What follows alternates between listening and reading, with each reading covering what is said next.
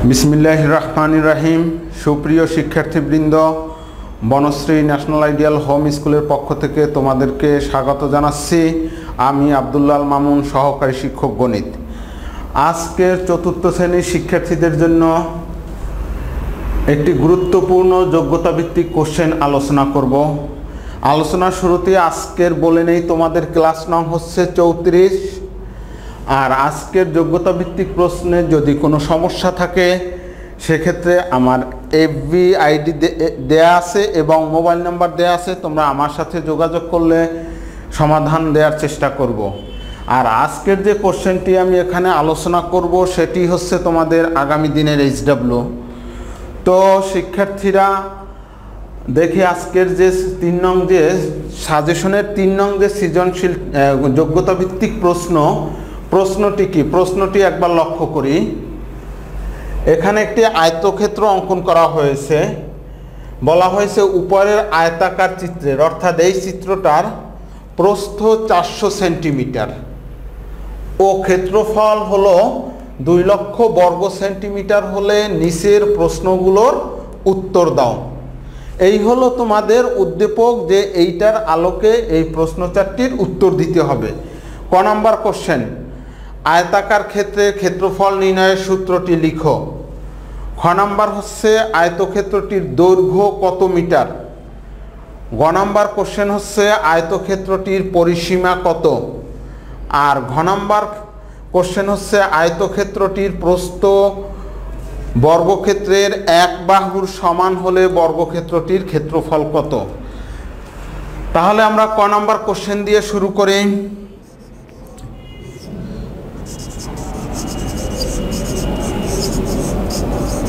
ক নম্বরে বলা হয়েছে আয়তক্ষেত্রটির ক্ষেত্রফল নির্ণয়ের সূত্র লিখো।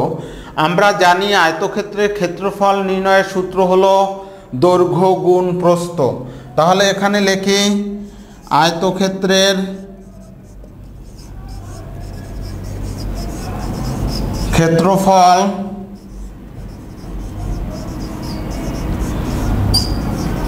সমান সমান দৈর্ঘ্য গুণ প্রস্থ। ক্ষেত্রফলের একক হলো বর্গ, মিটার থাকলে বর্গ মিটার, তারপর হলো যদি সেন্টিমিটার থাকে সেন্টিমিটার, আর কিছু না থাকলে একক হবে বর্গ একক। তাহলে এই হলো ক নাম্বার কোশ্চেন, অর্থাৎ তোমাদের সূত্রটি মুখস্থ রাখতে হবে যে আয়তক্ষেত্রের ক্ষেত্রফল সমান সমান হলো দৈর্ঘ্য গুণ প্রস্থ বর্গ একক। এটা ক নাম্বারের অ্যান্সার। এরপরে আলোচনা করব হলো খ নাম্বার। খ নাম্বারে বলা হয়েছে আয়তক্ষেত্রটির দৈর্ঘ্য কত মিটার খ নাম্বারে। তাহলে আমি উদ্দীপক থেকে লিখব যে দেওয়া আছে আয়তক্ষেত্রের ক্ষেত্রফল, দেওয়া আছে আয়তক্ষেত্রের ক্ষেত্রফল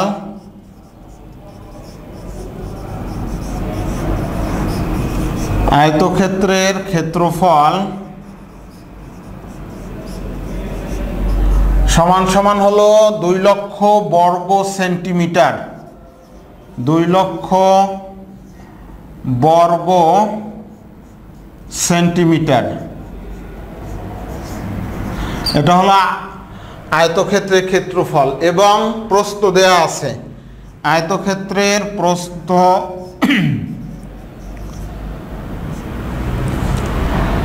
সমান সমান হচ্ছে 400 সেন্টিমিটার। এখানে তোমাদেরকে বের করতে বলা হয়েছে আয়তক্ষেত্রটির দৈর্ঘ্য কত মিটার। তো লিখব সুতরাং আয়তক্ষেত্রের দৈর্ঘ্য, আয়তক্ষেত্রের দৈর্ঘ্য সমান সমান সূত্র হলো ক্ষেত্রফল ভাগ প্রস্থ। তাহলে আমি এখানে মানটা বসাই, 2 লক্ষ ভাগ 400 সেন্টিমিটার। এখানে সূত্রটা লিখে দেই, ক্ষেত্রফল সমান সমান ক্ষেত্রফল সমান সমান দৈর্ঘ্য গুণ প্রস্থ। যদি ক্ষেত্রফল সমান সমান দৈর্ঘ্য গুণ প্রস্থ হয় তাহলে দৈর্ঘ্য সমান সমান ক্ষেত্রফল ভাগ প্রস্থ। এই হলো সূত্রটা সাইডে লিখে দিছি আর এখানে জাস্ট মানটি বসিয়েছি। এখন দেখো আমরা ভাগ করে দেই, অর্থাৎ কাটাকাটি করে দেই। এই শূন্য কাটা যায়, এই শূন্য কাটা যায়। 4 দ্বারা এটাকে কাটলে কত হয়? 4 × 5 = 20, অর্থাৎ 500 সেন্টিমিটার। 500 সেন্টিমিটার। এটা হলো খ নম্বরের। যেহেতু বের করতে বলছে দৈর্ঘ্য কত মিটার, তাহলে দৈর্ঘ্য পেলাম কত? 500 সেন্টিমিটার। এখানে ব্র্যাকেটে উত্তর লিখে দেই যে আয়তক্ষেত্রটির দৈর্ঘ্য 500 সেন্টিমিটার। এই হলো আমাদের খ নম্বর প্রশ্নের অ্যান্সার। এরপর দেখব গ নম্বরে কি বলা হয়েছে। গ নম্বরে বলা হয়েছে আয়তক্ষেত্রটির পরিসীমা কত। তোমরা নিশ্চয়ই পরিসীমা বলতে কি সে সম্পর্কে ধারণা আছে। পরিসীমা হলো একটা ক্ষেত্রের আবদ্ধ যে এরিয়া, ওই এরিয়াটা হচ্ছে পরিসীমা। তো পরিসীমারও একটি সূত্র আছে, সে সূত্রটি আমরা লিখব, লিখে অঙ্কটা করব। তো গ নম্বর কোশ্চেন বলা হয়েছে পরিসীমা কত। তাহলে খ নম্বরে আমরা পেয়েছি দৈর্ঘ্য প্রস্থ, খ নম্বরে পেয়েছি পরিসীমার জন্য দৈর্ঘ্য এবং প্রস্থ দরকার হবে। তো লিখব খ হতে পাই আয়তক্ষেত্রটির দৈর্ঘ্য 500 মিটার এবং প্রস্থ হলো 400 মিটার। তো খ হতে পাই ক্ষেত্রটির দৈর্ঘ্য 500 সেন্টিমিটার। ক্ষেত্রটি বলতে বোঝানো হয়েছে আয়তক্ষেত্র। আয়তক্ষেত্রটির দৈর্ঘ্য 500 সেন্টিমিটার আর হলো ক্ষেত্রটির প্রস্থ, অর্থাৎ আয়তক্ষেত্রের প্রস্থ হলো 400 সেন্টিমিটার। এই হলো দেয়া আছে, যেটা আমরা পেয়েছি। এখন আমরা বের করতে বলা হয়েছে আয়তক্ষেত্রটির পরিসীমা কত। লিখব সুতরাং আয়তক্ষেত্রটির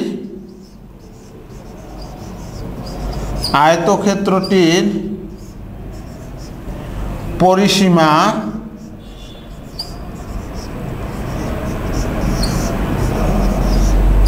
সমান সমান, সূত্রটা লিখে নেই, 2 × দৈর্ঘ্য যোগ প্রস্থ। এটা হচ্ছে আয়তক্ষেত্রের পরিসীমা। তাহলে দৈর্ঘ্য দেওয়া আছে কত? 500। এত যেহেতু সেন্টিমিটার, একক হবে সেন্টিমিটার। তাহলে দৈর্ঘ্য দেওয়া আছে 500, 2 × 500, আর প্রস্থ দেওয়া আছে 400 যোগ 400, আর এখানে হলো সেন্টিমিটার। তাহলে 500 এবং 400 যোগ করলে হয় 900। 2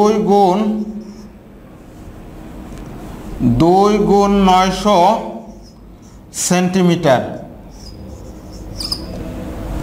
2 × 900 সেন্টিমিটার। তাহলে 2 আর 900 গুণ করলে হয় 1800 সেন্টিমিটার।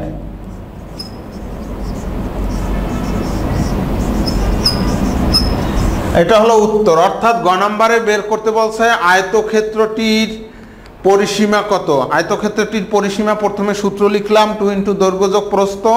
তারপর মানগুলো বসালাম, বসিয়ে ক্যালকুলেশন করলাম, টোটাল আসলো 1800 সেন্টিমিটার। এই হলো গ নম্বর কোশ্চেনের অ্যান্সার, যে আয়তক্ষেত্রের পরিসীমা। এরপরে ঘ নম্বর কোশ্চেনে বলা হয়েছে আয়তক্ষেত্রটির প্রস্থ বর্গক্ষেত্রের এক বাহুর সমান হলে বর্গক্ষেত্রটির ক্ষেত্রফল কত। দেখি আমরা ঘ নম্বর কোশ্চেন।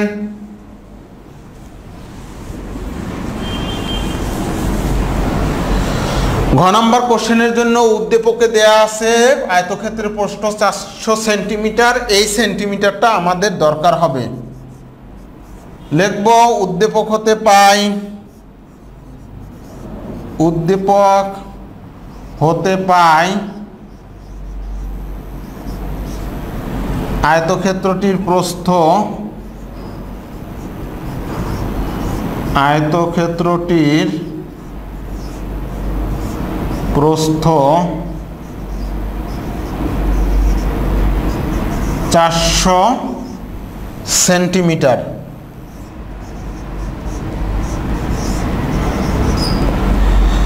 প্রশ্নে বলা হয়েছে আয়তক্ষেত্রটি প্রস্থ বর্গক্ষেত্রের এক বাহুর সমান হলে প্রশ্ন মতে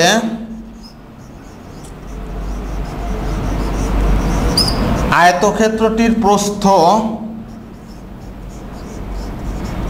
আয়তক্ষেত্রটির প্রস্থ সমান সমান বর্গক্ষেত্রের এক বাহু, বর্গক্ষেত্রের এক বাহুর দৈর্ঘ্য সমান সমান হলো 400 সেন্টিমিটার। এইটা হলো, তাহলে এটা এখন কি পেলাম? আগে ছিল আয়তক্ষেত্রের প্রস্থ, এবার পেয়েছি বর্গক্ষেত্রের এক বাহুর দৈর্ঘ্য। তো সুতরাং বর্গক্ষেত্রের ক্ষেত্রফল